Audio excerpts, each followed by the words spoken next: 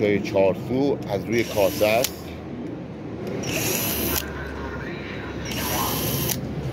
دوستان در نظر داشته باشین تمامی این مراحل رو سعی کنید حتما درست انجام بدید. اگر واقعا میخواید یک آب گرم کنید رو سرویس کنید خودتون تو خونه که باعث افتخار خانومتون بشید.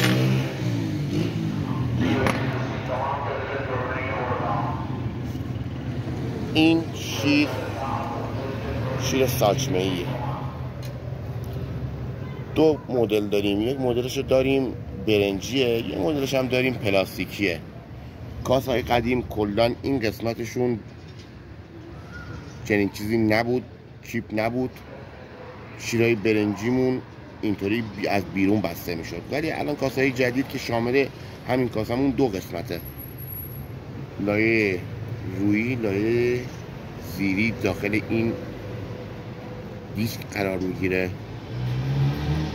این دیسکمون به سنسوری که اون داخل هست فشار میاره که گاز توی مشعل عملکرد خودش رو انجام میده. تمامی این مراحل رو من دونه به دونه حالا بهتون توضیح میدم. فقط الان خواستم بهتون بگم که بدونید هر کدوم این مراحل تا اینجایی که پیش رفتیم به نوبه خودشون چقدر مهمه.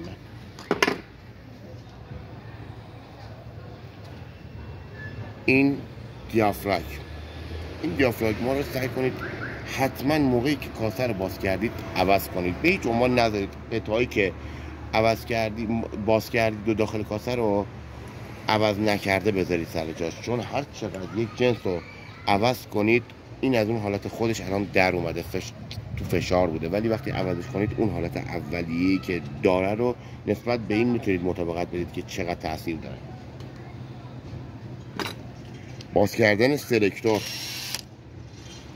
دوستان من تمام این مراحل رو میتونم جداگونه بهتون بگم، ولی الان میخوام روی کاسه رو که باز کردم بهتون بگم که هر کدوم اینا چقدر میتونه موثر و مفید باشه تو مراحل سرویسمون. این سلکتور برای کم و زیاد کردن آتیش مشعلمون میتونه استفاده بشه. همین سلکتور هم دو تا چیز داره، هم برنجیش هستش هم پلاستیکیش.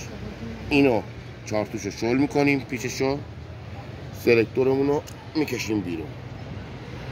دوستان در نظر داشته باشید سلکتورمون شامل دو مدل میشه. یک مدلش سوراخ‌های خیلی ریزی دارن. این سوراخ‌های ریز برای حتی کوچکترین فشار آب هم میتونه بالاترین گرما رو داشته باشه. مدل‌های دیگه‌ای هم داریم که سوراخ‌های این قسمت بزرگتره، اونا فشارشون نسبت به اینا درسته بیشتره ولی گرمایش کمتری دارن. میتونید اونا رو هم البته تنظیم کنید. هر کدومو طبق پارت‌های بعدی بهتون میگم که تو هر مرحله‌ای چیکار کنید که آتیش بهتر و گرمای بهتری داشته باشید. وسیله‌ای که باز می‌کنیم و میذاریم کنار. بعد از تمامی اینا بهتون میگم که دیسکو الان میرسیم به دیسکمون. این دیسکمون به هیچ عنوان نباید تاب داشته باشه، نباید از بین رفته باشه.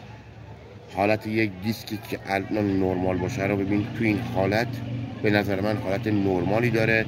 سعی کنید سنباده نکشید که خط نیفته رو دیسکتون که موقعی که داخل این شیار بالا پایین میشه گیر نداشته باشه. تا اینجا وسیله‌ای که در آوردیم و من وسیله‌ای که مورد نیازه رو بیارم. دوستان کاسه‌ای که ما باز کردیم، میخوام تمام وسیله‌ای که جدا کردیم و ما یک سری از وسیله‌ای که لازم داشتیم تو این تایم آوردیم روی میزمون گذاشتیم. واشرمون، دیافراگممون، یه سری از اورینگای ریز. میخوام این قسمت رو بهتون بگم. واشری که میگن، اورینگی که میگن، حد فاصله بین قاطی کردن آب و گازه رو بهتون نشون بدم. ابتدا این پیچ این مهره دستور رو باز میکنید. از طریق دیسکتون خیلی آروم این واسطه پلاستیکی رو در میارید، میذارید کنار. تا شما در میارید این واسطه ها رو، این اورینگا رو سعی کنید خیلی مرتب بذارید. نگاه نکنید من همینطوری در آوردم گذاشتم کنار، به خاطر اینکه من میتونم راحت جمعشون کنم، ولی شما اگه میخواید طبق اصول و طبق اون برآوردی که در آوردید مجددا جا بزنید، قاطی نکنید، سعی کنید خیلی مرتب بچینید. اون واشری که همیشه شنیدید شاید یا بهتون گفتن که آب و گاز قاطی میکنه، همین واشره.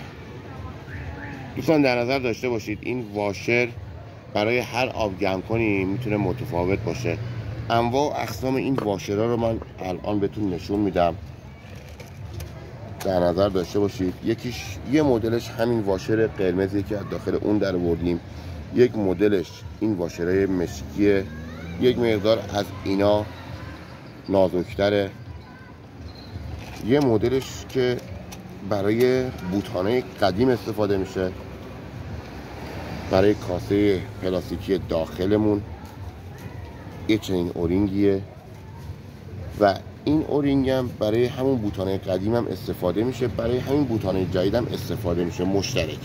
ولی الان برای چنین بوتانی که بوتان جدید هست، طبق چیزی که در آوردیم همونو مجددا تهیه میکنید از جای دیگه، یا پکی که الان خیلی جا هست میتونید بگیرید و جا بزنید.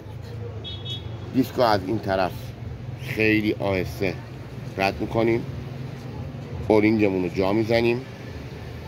همیشه دوستان سعی کنید از یک روغن خیلی نرم کننده یا گریس استفاده کنید برای چنین اورینگایی که حرکت این دیسک رو داخل این اورینگا خیلی راحت تر کنه و آب بندیش رو بهتر کنه.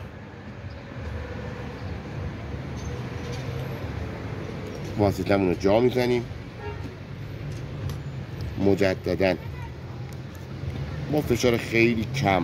سعی کنید زیاد فشار وارد نکنید که واسطه رو بشکنید. مجددا دوسمون رو مهره رو جا میزنیم. این مهره میتونه هم چپگرد باشه هم راستگرد. برای یک سری از همین کاسه ها برعکس بسته میشه، برای یک سری هم به همین جهتی که الان دارم منم، جهت عقربه‌های ساعت، از طریق دو سو اینو محکمش میکنیم. دوستان یکی از مهمترین نکته‌هایی که الان میتونید در نظر داشته باشید، اینو تا آخر صفر کنید. این مهره رو به محضی که صفر شد سعی کنید 1 میل به عقب برگردونیدش. اینو بهتون میگم که این کارو بکنید برای اینکه حرکت این دیسکتون داخل این خیلی راحت بشه. چون اگر اینو تا آخر محکم نگه دارید، این دیسک موقعی که توی گرما میخواد حرکت کنه، میخواد آبگرم روشن بشه، با یک صدای هولناکی مواجه میشید که اون صدا مال حرکت همین دیسکه. پس چیکار میکنید؟ یک مقدار اینو شل. بعد این مرحله که اینو جا زدید، اورینگش رو جا زدید که یکی از مهمترین قسمت های آبگرم کمونه، میایید سر وقت شیر ساچمه ایمون. ساچمه ایمون رو تکون میدیم، میبینیم یک مقدار این بد حرکت میکنه ساچمه داخلش. دوستان به نظر من که این شیر ساچمه یاری رو عوض کنید خیلی بهتره. من اینا رو تهیه کردم، دارم. یه شیر ساچمه ای رو که حرکت ساچمه‌اش خیلی راحت تر باشه رو جا میزنم.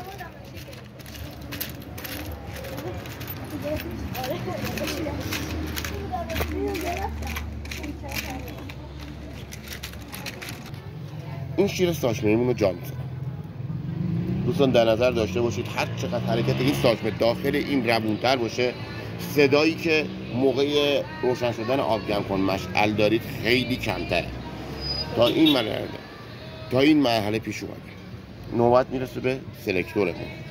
این کاسه رو میذاریم کنار، سرویس شده. نوبت سلکتور رو میرسه. نگاهی سلکتور میکنید، میبینید تمامی این قطعه‌ای که روشه، مخصوصا این اورینگمون، اگر عوض کنید که خیلی بهتره. اگر هم نیت بر عوض نکردنش بود، اورینگمون تا حدی سالم بود، میتونید از طریق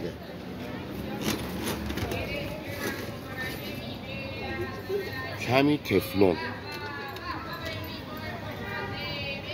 روی این اورینگ، دوستان نیازی نیست کلی تفلون بزنید، یک دور یا 2 دور تفلون بزنید کافیه. یک مقدار گریس روی همین سلکتورمون هم میزنیم. سلکتورمون هم طبق همون چیزی که در آورده بودیم. دوستان اینجا یه شیار داره، این باید دقیقا این چارتومون روی همین شیار جا بیفته که موقعی که اینو بستید این به بیرون حرکت پیدا نکنه که در بره. چارتومون رو صفر بکنیم.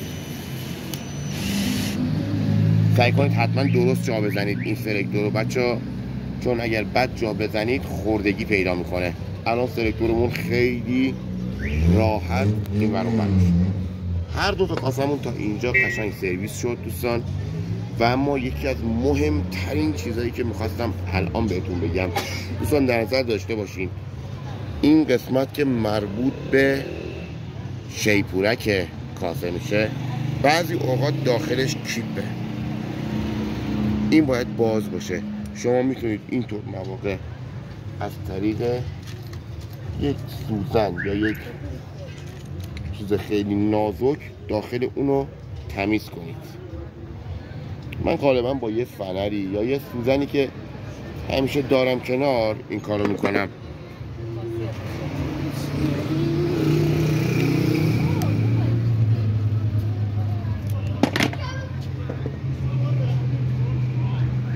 غالبا داخل این سوراخه بعضی اوقات جرم میاد میمونه و اون صدایی رو که بعضی از دوستانمون میگن خیلی صدا میده موقعی روشن شدن، یکی از عاملاش میتونه این باشه.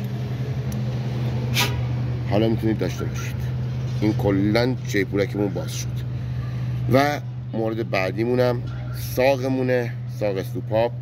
این سوراخی که این قسمت هست رو سعی کنید همیشه یه سوزنی داخلش بزنید که اینجا یه وقت چیزی نمونده باشه که آب موقعی وارد کاسه میشه با صدای هولناک آب گرم کن مواجه نشید. هر دو تا کاسه‌ای که تا اینجا سرویس شد، الان مونده به مرحله‌ای رسیدیم که تمام چیزاش عوض شده.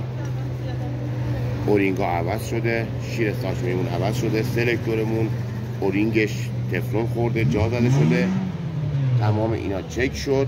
و اما مونده به مرحله‌ای رسیدیم که دیافراگممون رو باید جا بزنیم. البته دیافراگمی که من الان برداشتم این دیافراگم قبلی مونه. یک دیافراگم نو تهیه میکنید دوستان. تمامی این پکا رو میتونید به صورت کامل تهیه کنید. تمامشون یک پک کامله. میتونید از تمامی ابزار فروشیایی که مربوط به لوازم گازسوزه تهیه کنید. طریقه جا زدن این دیافراگم، قسمتی که تو رفتگی داره رو به سمت دیسکمون در نظر داشته باشید. اشتباه جا نزنید دوستان. به سمت دیسکمون جا میزنیم به این حالت. سعی کنید طوری جا بزنید که پرده دیافراگم از این بغلا بیرون نزنه. مجددا اینا رو که جا زدید طبق مرحله باز کردنش تمامی چارتومون رو جا بزنیم.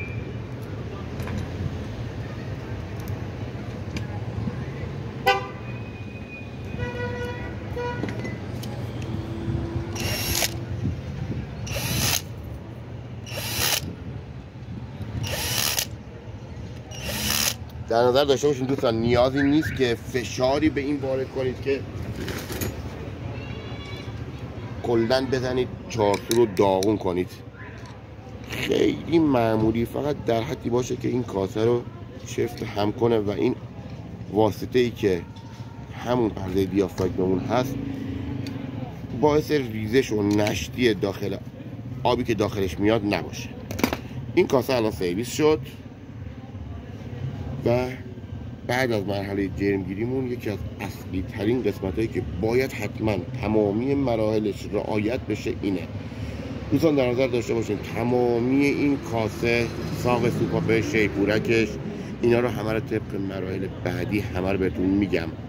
پارت پارت آماده میکنم، آموزشامون رو همه رو بهتون میگم که هر کدومش رو طبق چه مشکلی کجا میتونید عوض کنید تا یک آب گرم کن سرویس شده در حد المپیک داشته باشید.